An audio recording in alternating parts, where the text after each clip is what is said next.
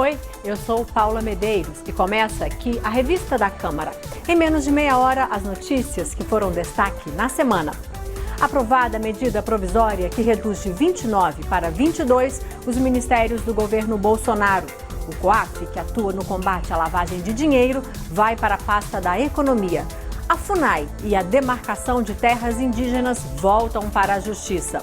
Outra MP, a que permite 100% de capital estrangeiro nas companhias aéreas, com direito a bagagem grátis para o passageiro, também foi aprovada pelo Congresso e seguiu para a sanção. O presidente da Câmara diz que pretende mudar as regras de tramitação das medidas provisórias. E você vai ver também. Na Comissão de Orçamento, especialistas recomendam ao Congresso autorizar o crédito de 248 bilhões de reais para o governo gastar com despesas correntes. Comissão de Constituição e Justiça aprova o texto da reforma tributária, que substitui 5 tributos por um só, o IBS, Imposto sobre Operações de Bens e Serviços. A proposta seguiu para análise de uma comissão especial. Ministro Abraham Weintraub volta à Câmara e é criticado na Comissão de Educação ao defender deslocamento de verbas para priorizar a educação básica em prejuízo da universitária.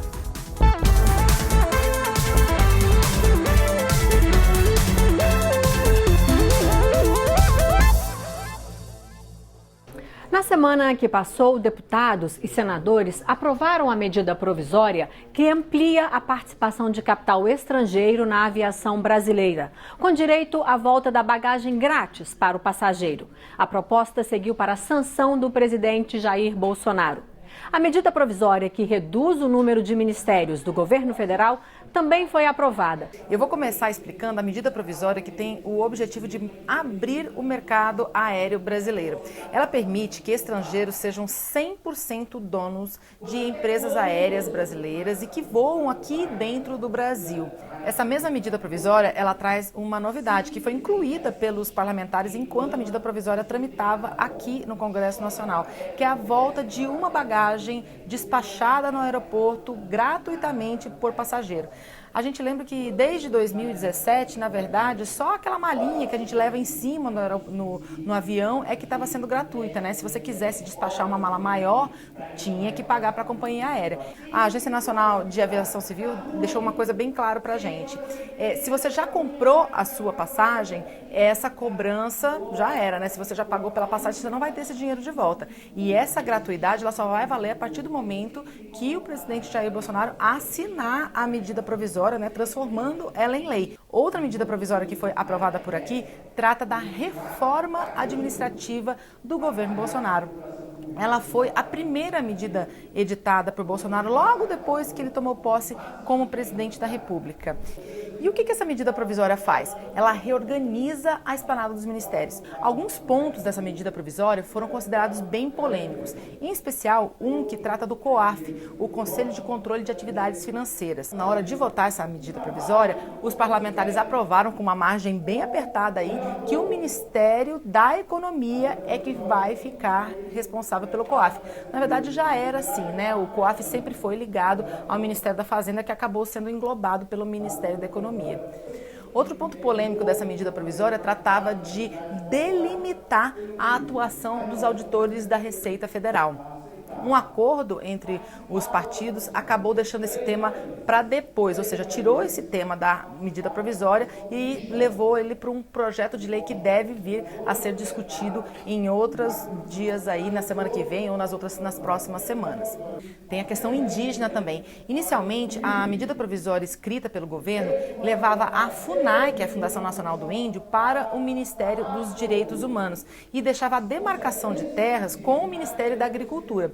Isso trouxe uma certa polêmica e agora no final ficou o seguinte: juntaram toda a questão indígena de novo, colocaram a FUNAI de volta no Ministério da Justiça. A aprovação dessa medida provisória, ela teve um pano de fundo político também que é interessante a gente dar destaque.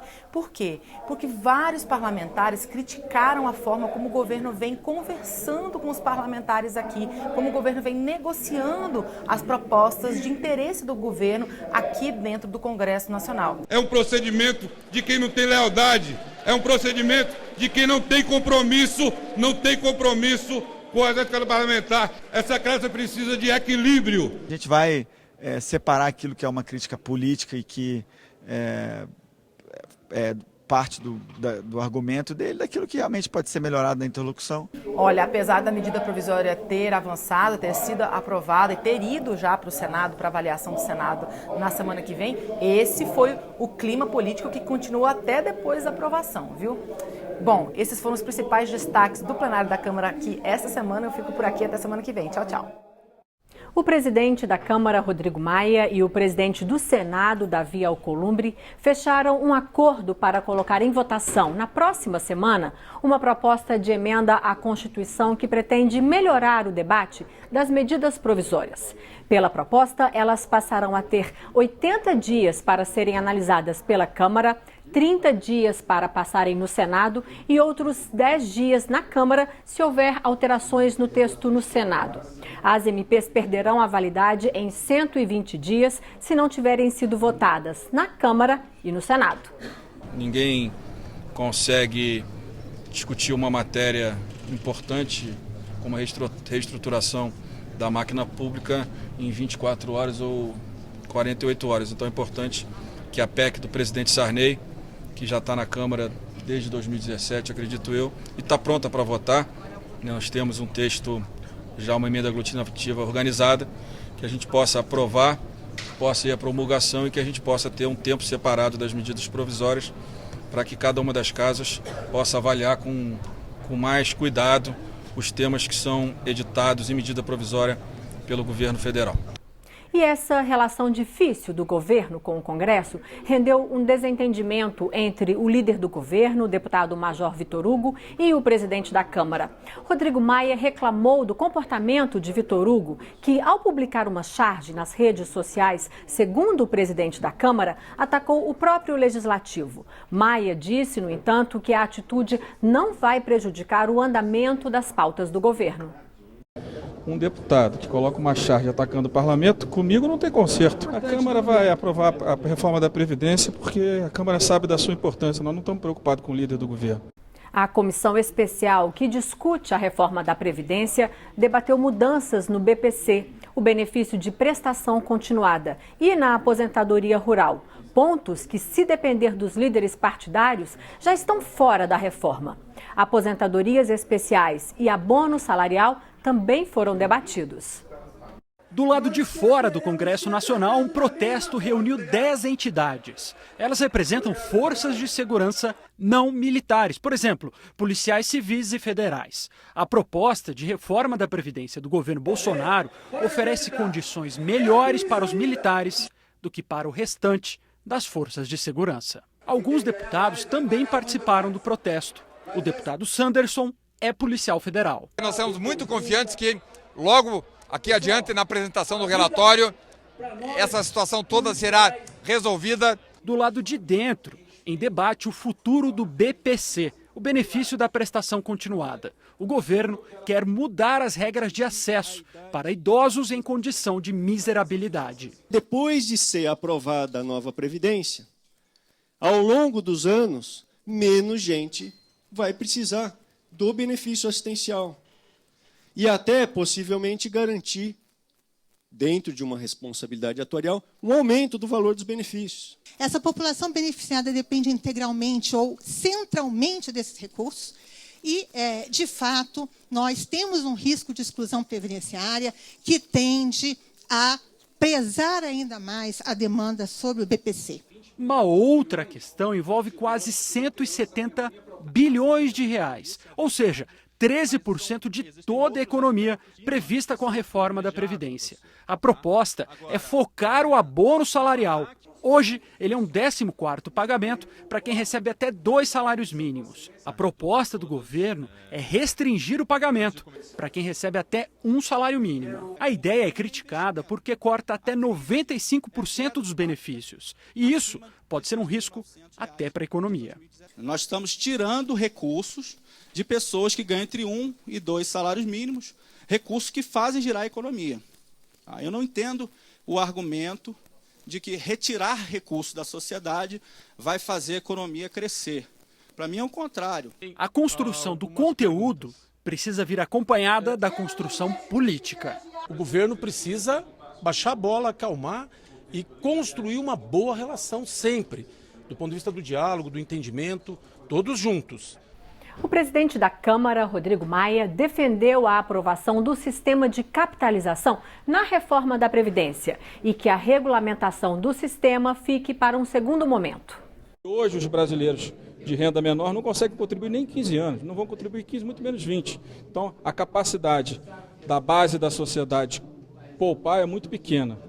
Então a capitalização ela pode estar aprovada e a regulamentação vir num segundo momento, onde a gente já tenha as desigualdades caindo, o desemprego caindo, a formalidade na economia subindo, para que a gente tenha clareza que a maior parte dos brasileiros vai poder garantir a sua poupança e, junto com isso, claro, você vai ter que ter na base da sociedade um sistema de repartição, um sistema de renda mínima, para que todos, mesmo aqueles que não conseguem poupar 15, 20 anos, eles tenham a garantia de pelo menos um salário mínimo como aposentadoria.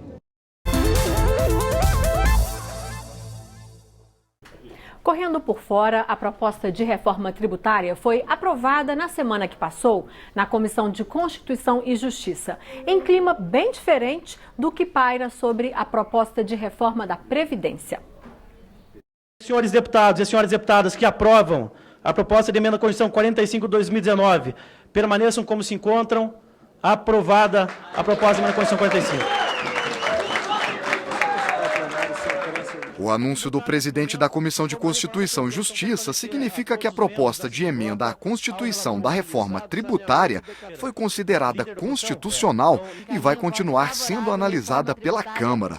Agora, uma comissão especial vai discutir o conteúdo da PEC, que cria um imposto único sobre consumo, unificando ao longo de 10 anos 5 impostos, que são cobrados hoje pelo governo federal, estados e municípios. O relator destacou o clima tranquilo na discussão da proposta, diferente do que ocorreu na análise da reforma da Previdência na CCJ. Não havia aqui tantos embates partidários ou ideológicos. Mas para o líder do PSOL, único partido que votou contra a proposta, as duas questões estão diretamente ligadas. Ele quer uma reforma tributária que garanta recursos para financiar a Previdência e a Seguridade Social. Para que colocar isso agora tramitando?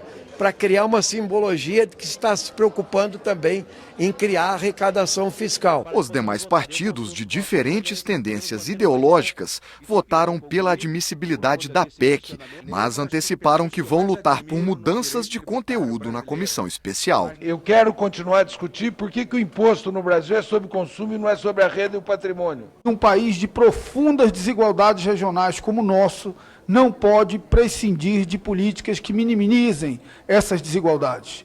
A Comissão de Orçamento discute um pedido polêmico de recursos extraordinários feito pelo governo federal. São 248 bilhões de reais para a União não bater de frente com a chamada regra de ouro, que impede o executivo de criar dívidas para pagar despesas como salários e aposentadorias.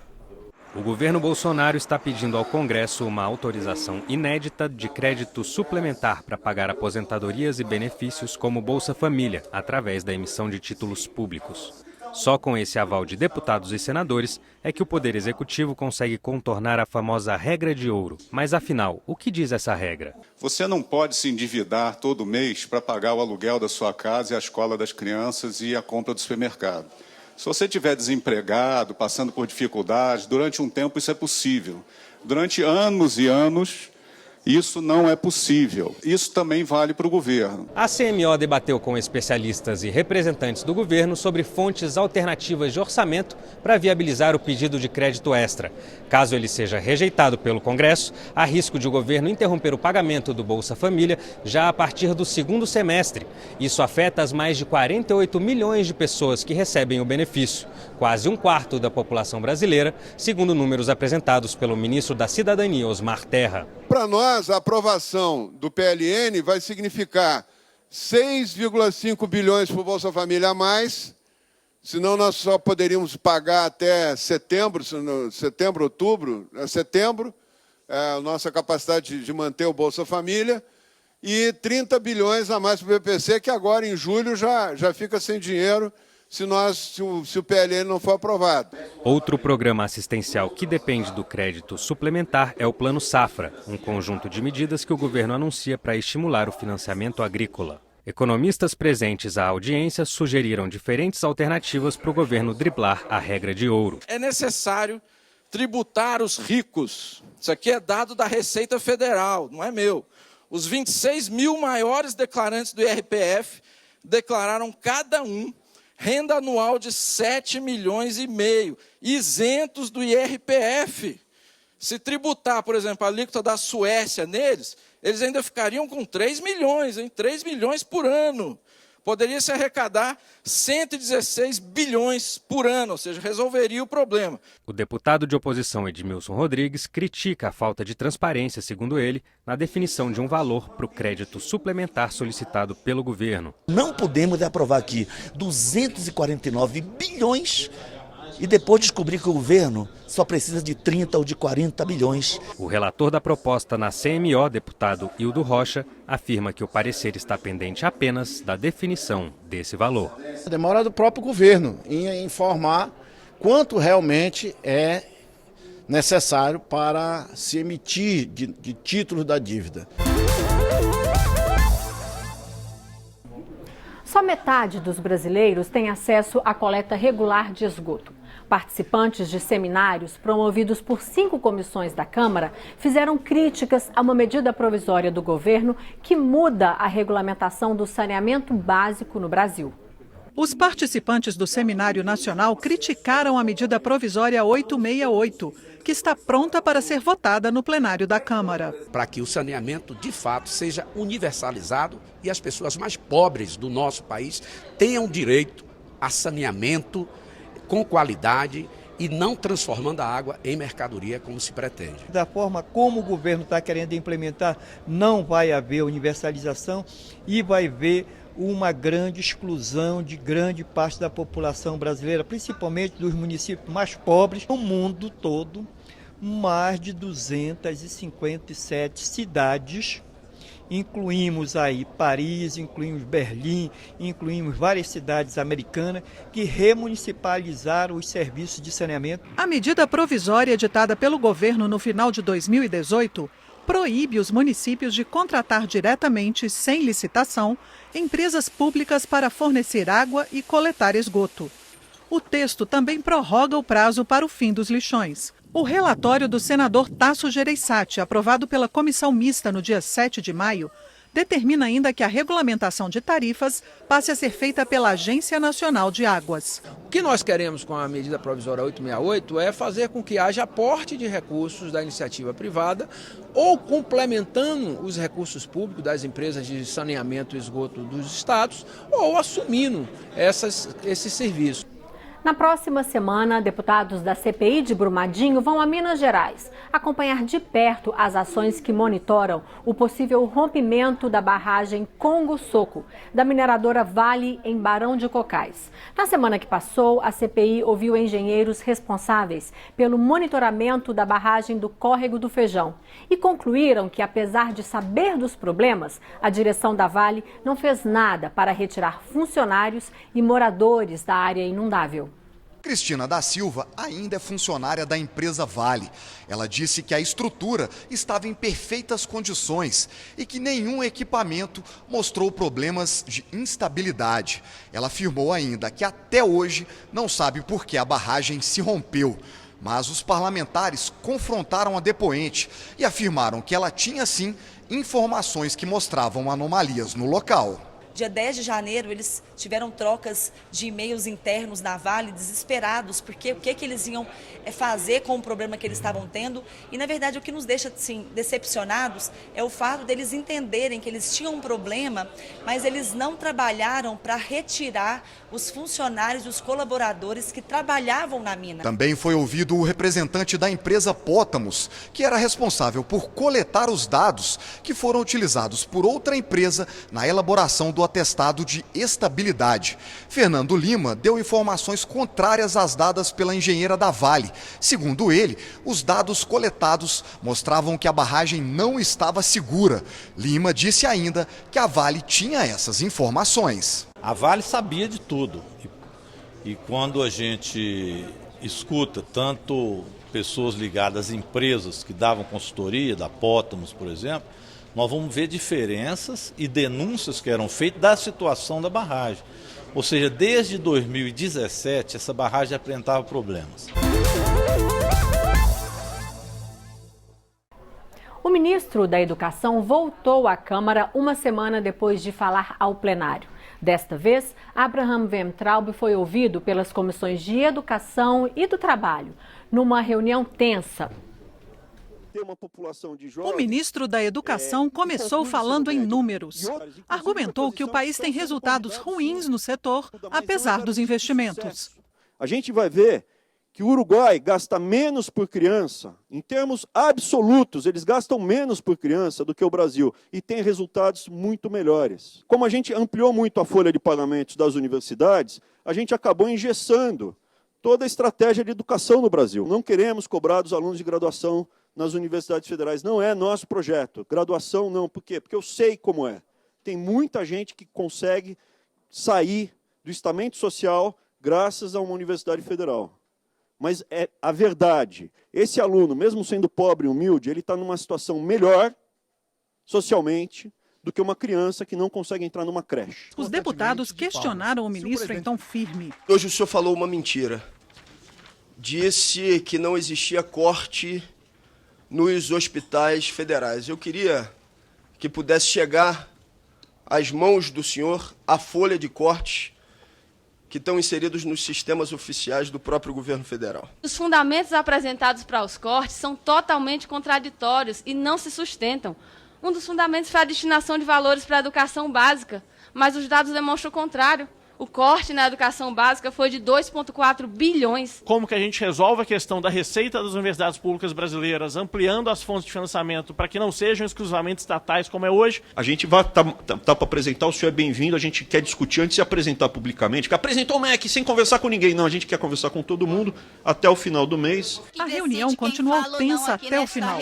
A deputada Tabata Amaral disse que vai processar o ministro porque ele distribuiu reproduções de diálogos por celular em que apareciam os números de telefone dela e de assessores. Representante da UNE, União Nacional dos Estudantes, quis se manifestar antes do fim da reunião, como tinha sido acordado. Mas deputados do governo não aceitaram, justificando que parlamentares ainda queriam falar. Começou um tumulto e a reunião foi encerrada. A ministra da Mulher, da Família e dos Direitos Humanos esteve na Comissão de Fiscalização Financeira e Controle. Damares Alves criticou atividades da Comissão da Verdade, criada para tratar de anistia política. Damares denunciou a um portal de notícias que a Comissão de Anistia teria consumido 7 milhões de reais em recursos públicos na compra de um disco rígido de computador. Um HD externo no mercado não passa de R$400.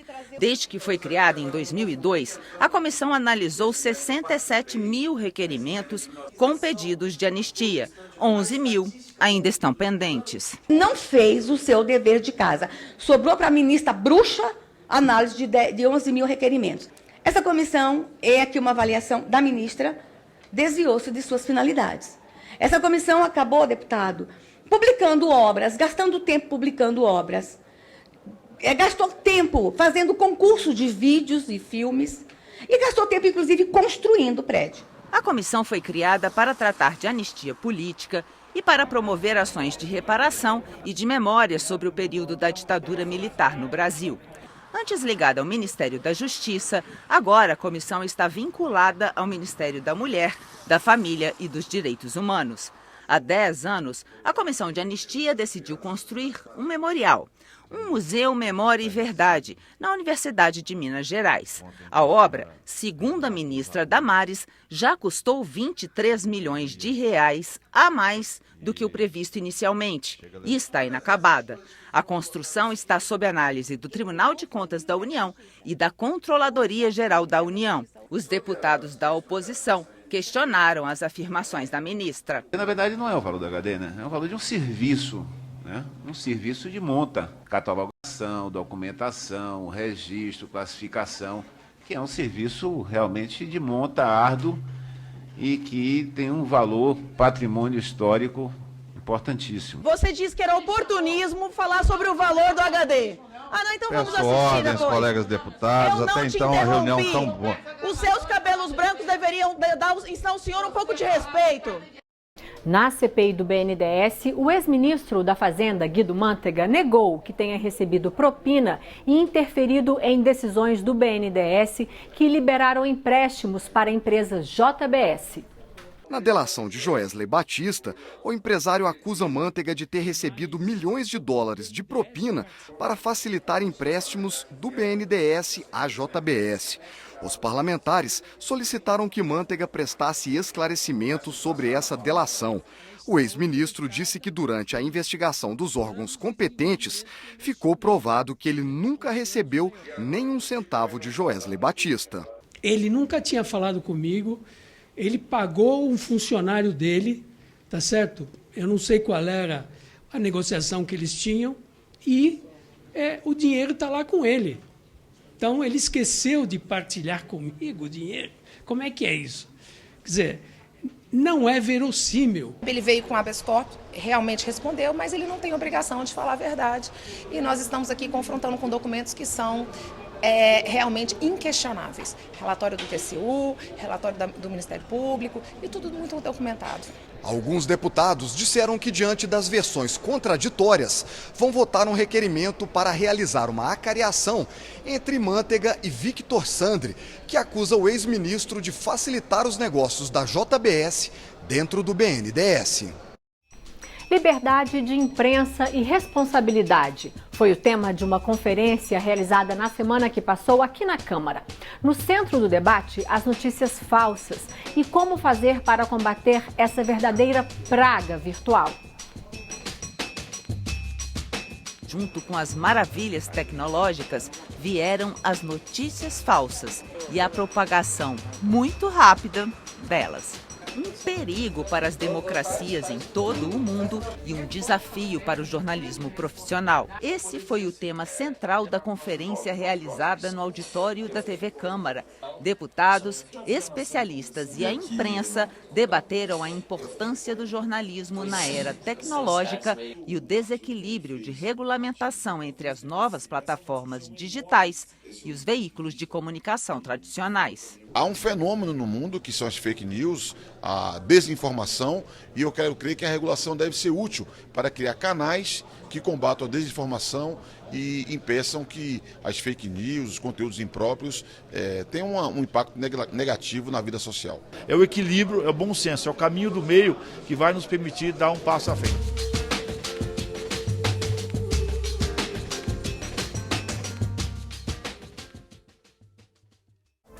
E é isso. Você pode rever a revista da Câmara na nossa programação e também pela internet, no endereço youtube.com/Câmara dos Deputados Oficial.